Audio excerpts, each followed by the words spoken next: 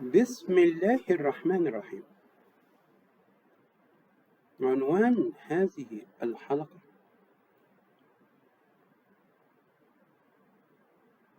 محورية حلب في الصراع بين المسلمين والصليبيين. حلب وما أدراك ما حلب، مدينة في غاية الأهمية وموقع جغرافي عبقري، وهناك خط دفاعي استراتيجي الموصل حلب. وهذه المدينة عرفت بنشاطها التجاري، ويقود الحموي يقول إن فيها عائلات عرفت بتثمير الأموال. وحلب من يسيطر عليها يؤثر في بلاد الشام والأناضول وشمالي العراق، فهي مدينة محورية.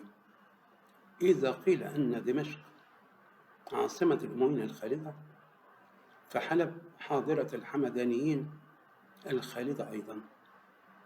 أنا أتحدث عن عصر الحروب الصليبية. تمكن صلاح الدين ومعه المسلمون من إسقاط الدولة الفاطمية وإطلاق رصاصة الرحم على كيان يحتضر بشكل كبير للغاية، وبالتالي 1171 تاريخ محوري. وقلت من قبل أن حطين نتيجة ل 1171.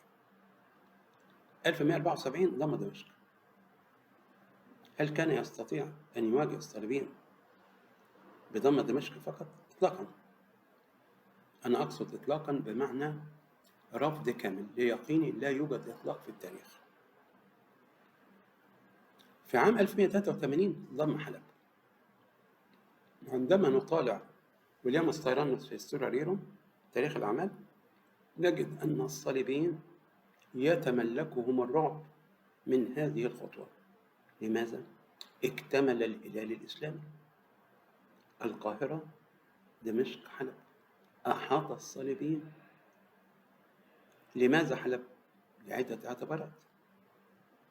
حلب موقع جغرافي استراتيجي وواقع على طريق الحرير، ومن يخضع حلب تتوافر له أموال سائلة لدعم الجيش.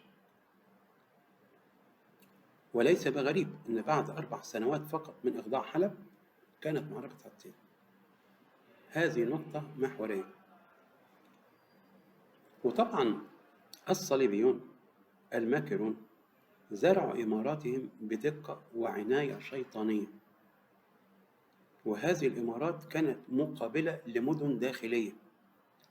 نفس الأمر بالنسبة للقلاع، يعني إمارة أنطاكيا في مقابل حلب، حصن الأكراد في مقابل حمص. وعندما زار ابن جبير حمص وجد أسواقها نافقة، وقال السبب: فما بالك بمدينة أمامها حصن الأكراد؟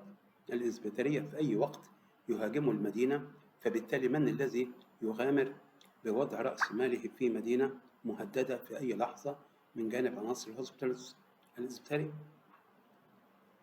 فالأمر مؤكد أن عام 1183 عام مهم للغاية، وباكتمال الهلال الإسلامي القاهرة، دمشق، حلب، والموصل قاعدة خلفية محورية، كان الهجوم على الصليبيين. وطبعا فكرة أن حطين تأخرت لأن المؤرخ السوري القدير شاكر مصطفى، وهذا رجل جمع بين التاريخ والأدب والدبلوماسية، قال إن عام 1113 معركة الأقحوانة بقيادة مولود في مواجهة بولدوين الأول، قال كان ممكن أن تسقط مملكة بيت المقدس الصليبية، فحطين تأخرت، ورأى أن هذا من خلال الفرص الضائعة. هذا الكلام مع تقدير له كلام غير منطقي، والرد على سهل. ما الذي حدث لمولود؟ اغتياله على إيد الأساسن المردرز حشاشين. هو واضح تماما أن ظهير الدين طوقتكين أتابك دمشق وراء هذا الأمر، وأن الحشاشين كانوا مجرد تولز، أدوات لعملية الأساسينيشن، الاغتيال. ولهذا فإن من يعيب على صلاح الدين أنه أمضى 30 شهرا في محاربة المسلمين ومدة أقل في محاربة الصليبيين، المشكلة كانت لدى المسلمين. ففعلا حلب في غاية الأهمية، وقد رزق الله تعالى هذه المدينة بمؤرخ عظيم، كمال الدين ابن العديم الحلبي المتوفى 1261. هذا مؤرخ نادر التكرار، مؤرخ وأديب ودبلوماسي، فألف بغية الطلب في تاريخ حلب، وقع في 40 مجلدا، وصل إلينا منه 10 مجلدات، وزبدة الحلب من تاريخ حلب، والدراري في ذكر الزراري، والإفادة في تاريخ بني جرادة، وضوء المصباح في الحث على السماح، وتعزية الأجداد عن فقد الأولاد. ففعلا ابن العديم مؤرخ حلب وخبير بشمالي الشام.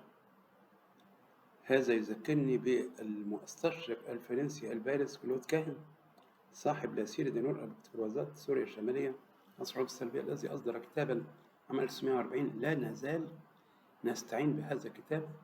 طبعا فرنسا فتحت المكتبات وقدمت المخطوطات للباحثين لدراسة هذه المنطقة المحورية للغاية.